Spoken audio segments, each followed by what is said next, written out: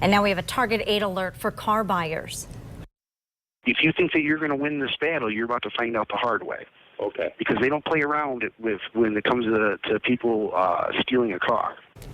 That was a West Michigan car dealer threatening to call police on a customer who thought that he had bought a new car, only to be told that he never really owned it at all. Target 8 investigator Susan Samples has what you need to know about a practice called yo-yo financing. Brian and Marley, it's called yo-yo financing, but consumer advocates call it unfair to buyers, and the state of Michigan calls it against the law. When you buy a car, especially a used one, you're always taking a bit of a risk. Hello? But you'd probably have a tough time predicting this. It's your problem. It's your credit.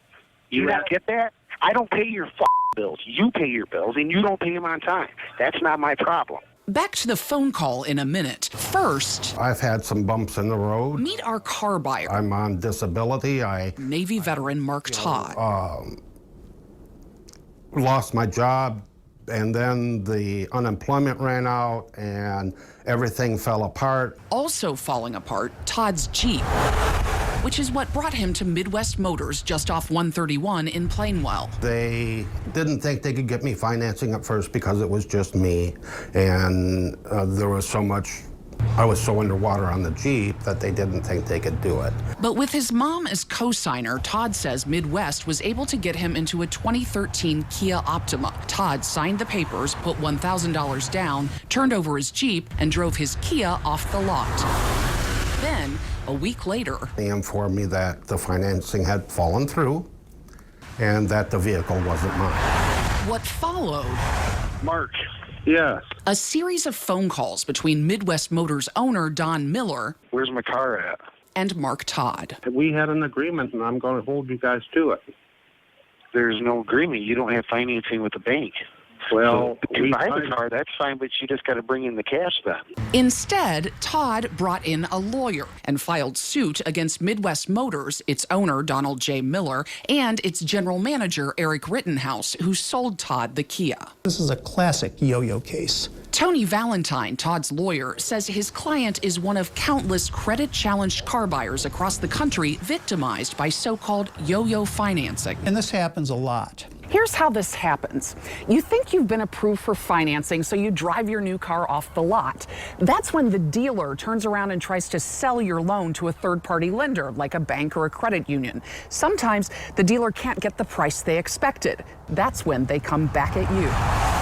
And I've been doing this for 20 years, and you've been buying a car for about a week. So if you want to trust me on this, bring the car back. Todd refused to return the Kia, and police refused to get involved in what they called a civil matter. So Midwest repoed the Kia and put it up for sale again. Meanwhile, Todd's trade-in Jeep still sits in Midwest's lot. We're looking for the owner. When I showed up there, Is actually out. Will be out for maybe an hour, hour and a half tops. I couldn't seem to catch the owner. What now? Still not here. Still not here. Who ultimately referred me to his lawyers, who told me they will vigorously defend Midwest Motors against Todd's baseless claim that the dealership violated Michigan auto finance law. In a court filing, Midwest's attorneys wrote that due to Todd's credit worthiness issues, the dealership was not able to obtain acceptable financing for the plaintiff from a third-party lender, and that because financing was denied, the sale of the automobile in question could not be finalized, and therefore Midwest demanded the return of the automobile in question, and the trade-in automobile provided by the plaintiff was made available to him for pickup. Come pick up your car Okay. and bring me my car back. It's real simple. Actually, state regulators have tried to make things simpler by clarifying that they consider a finance contract between the purchaser and the dealer, and that if a finance company rejects the loan contract, it becomes the dealer's responsibility to offer financing to the purchaser under the same terms as the original finance contract, which may require the purchaser make payments directly to the dealer. Midwest, however, says it's not a lender, just an automobile seller. See, you think this is some kind of game? I don't think it's a game. You asked me to You call don't my... have cash, because if you don't have a car. Okay. You understand that? In all honesty, it pissed me off.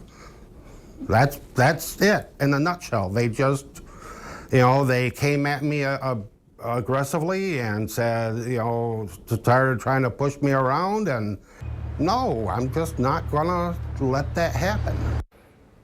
So here's what you can do to protect yourself. Try to get financing separately on your own before you even go to a dealership. Don't sign paperwork without reading that fine print, which might say the sale is only final if the dealer can get financing for you. But know your rights. Michigan law protects car buyers more than most states from that kind of fine print. If you sign the application for the title and the finance contract, regulators tell me you own the car and the dealer has to finance it.